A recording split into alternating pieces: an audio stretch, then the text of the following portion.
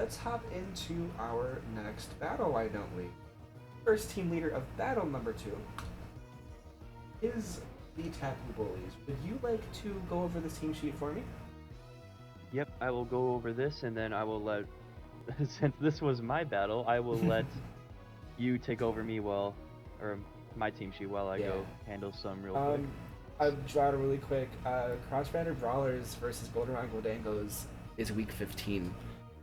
Anyway, go ahead. Wow. Yeah.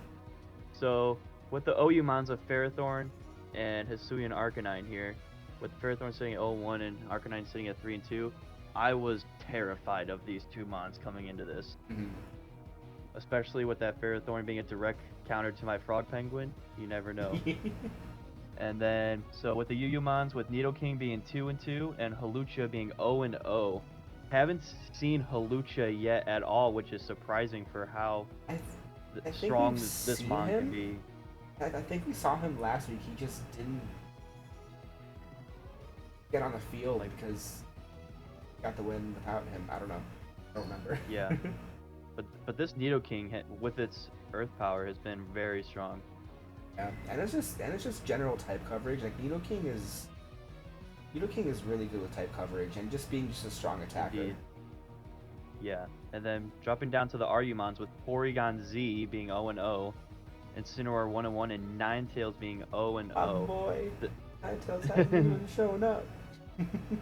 Yeah, the Porygon, this thing terrified me going into this battle because of that tri-attack, and you just never know. Yeah, adaptability Like, tri-attack on Porygon Z is adaptability tri-attack. Adaptability, I think, doubles your stab. So having massive special attack stat plus what, an 80 base power, which is immediately doubled because of stab, with the potential to freeze, paralyze, or burn. Like, exactly. It's so good. So strong. And then dropping down the NU, we have Starmie and Scyther both sitting at 0-1, and Lurantis both at 0-0.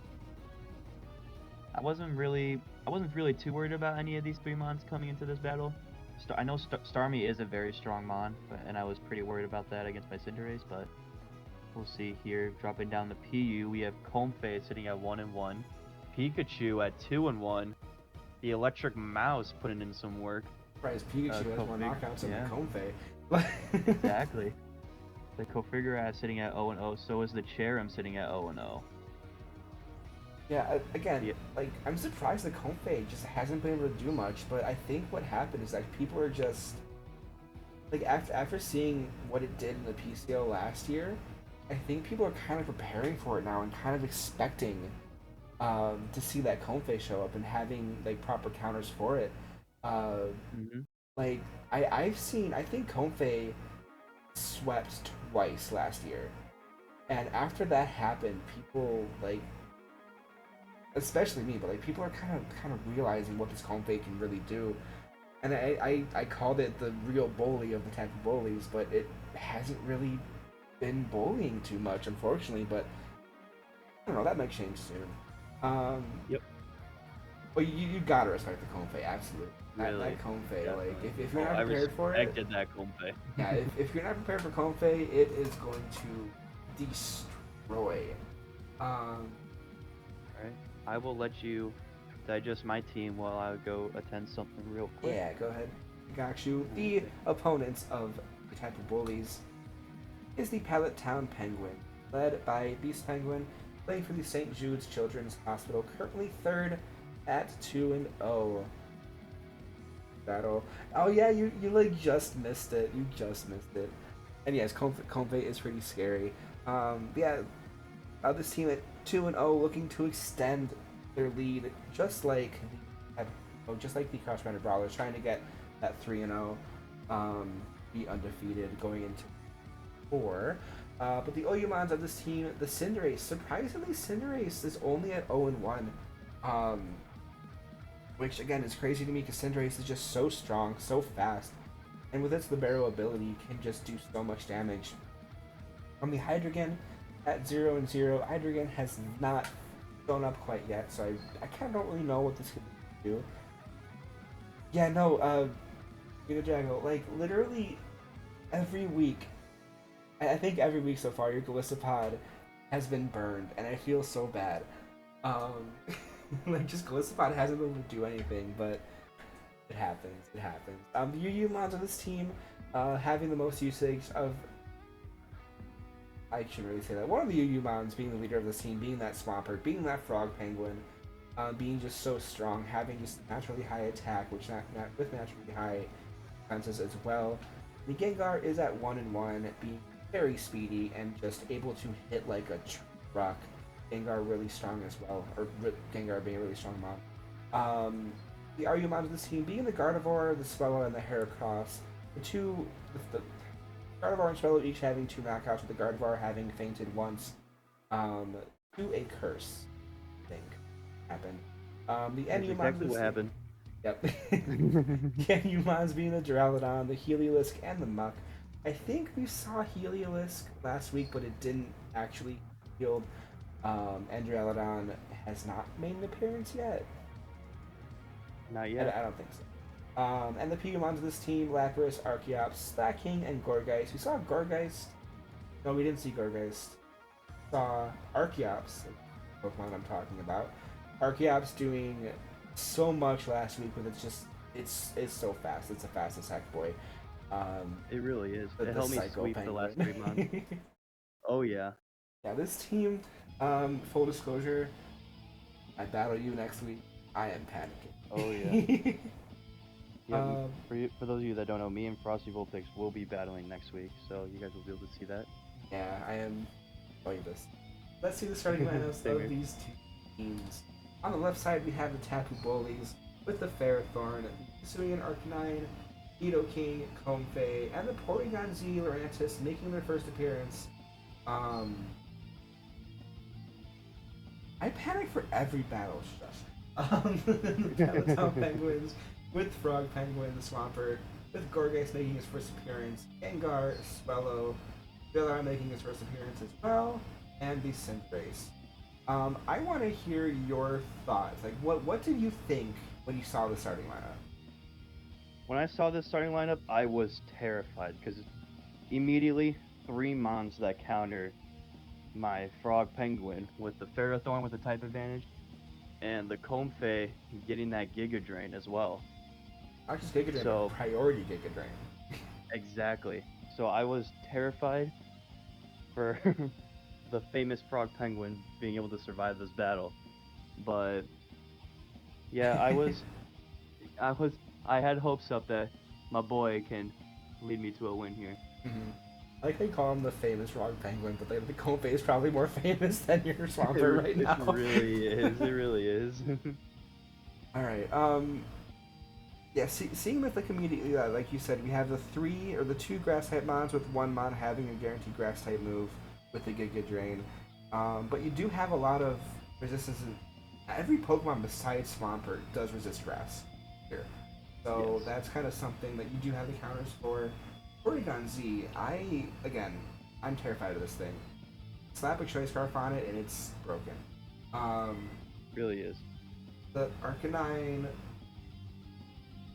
having the most knockouts on this team so far. I think it gets the Rock Head ability, so it's just really strong potential with that. With just really strong physical attacks. I'm excited. You do have 2 Ghost types. I'm excited to see this Gourgeist, what this Gourgeist can actually do. Because I'll be honest, Gourgeist is kind of flies under the radar for me. I know what you do with it, but I haven't really seen it in too much competitive play. So, yeah, that's something that I'm really looking forward to seeing. First, we see the Swellow, the Flying Penguin. Just really, really fast, really strong special attack is really something to be scared of. Too. Yeah, let's hop into this battle. Tapu Bullies leading with the Ferrothorn and the Pallet Penguins with the Frog Penguin. Immediate type disadvantage into the immediate swap into Soccer Penguin. With the Grass Knot, of course, being a resisted hit onto it. And the Swordsdance coming through, turning it into a normal type, but also boosting its attack by 2 times. And the Stealth Box being set up by that Ferrothorn. The Pyro Ball coming in and taking down this Ferrothorn in just 1 hit. And a Life Orb with a little bit of chip damage. Yeah, quad weakness. And the Cinderace outspeeding the Porygon Z, taking it down in one hit, having a very early lead for the Pallet Town Penguins. Hisuian Arcanine then comes in. The Iron Head not quite knocking it out. Does it get the flinch though? No flinch. The Flare Blitz is able to take down this Cinderace that just did so much damage. Frog Penguin then comes back in. And the Arcanine swaps into that Comfey right away. And the Power Up Punch coming through to boost its attack, but of course doing a resisted hit to this Comfey. And immediately being terrified of a Giga Drain and swaps into the Skyscraper Penguin, the Duraludon, getting hit by that resisted hit from the Giga Drain.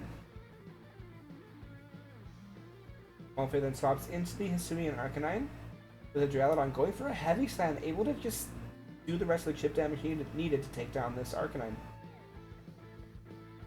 Having again a very early lead from this. The Lurantis then shows up. The Iron Defense coming through from the Duraludon, but the Superpower tries to counter, doing a little bit of chip damage, but boosts its attack and defense by 1 from the contrary ability. Body Press then comes back through, does about 40%. Another Superpower coming in, doing even more damage and boosting its defense and attack even more. Another Body Press coming through, not doing too much. But the Leech Life, Surprised when I saw that. Interesting Leech Life, doing a little bit of recovery, but not enough to knock it out. The Body Press leaving lives on 1% HP and able to bring down the rest of this Skyscraper Penguin. I did the calcs. I had a 60% chance of killing that thing. Ooh. The Shadow Sneak, priority Shadow Sneak coming in, taking down this Lurantis. Nidoking then swapping back in, a 4-2 lead for the Pallet Town Penguins. Immediate swap into the Swellow, but the Ice Punch connects and takes down this Swellow in just one hit. Oh my goodness! Frog Penguin then coming back in. Rough. And swaps right back into that Comfey. The Comfey just ready. Earthquake though doing a lot of damage, but Stomper probably isn't going to stay in here. Geb switches back into the Gourgeist, with the Giga Drain coming through, of course, being a resisted hit. And the Draining Kiss doing just a little bit more damage, but getting a lot of recovery from this Comfey. And the Trick or Treat coming through. Now making the Comfey a Ghost type. It is full HP though, as it takes down the rest of this Gourgeist, leaving each team tied at 2. Gengar then swaps in.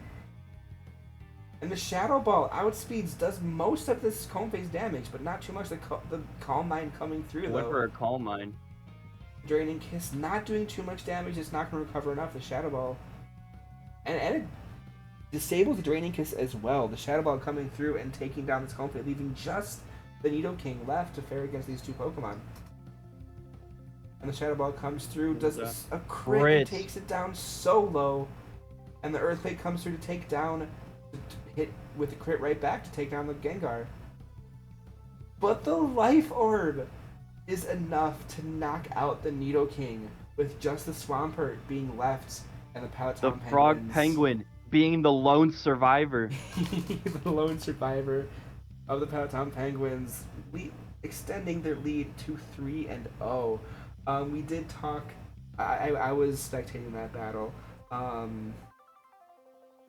He forgot that Life Orb damage only gets negated by sheer force if the move has a secondary effect. So if it was an Earth Power, it would have survived. But since Earthquake doesn't have a secondary effect, it didn't cancel out the Life Orb sheer force damage, and it was able to take it down. A really close battle, one of the contenders for main events, but it wasn't. Because there were just better battles. There were even better battles somehow.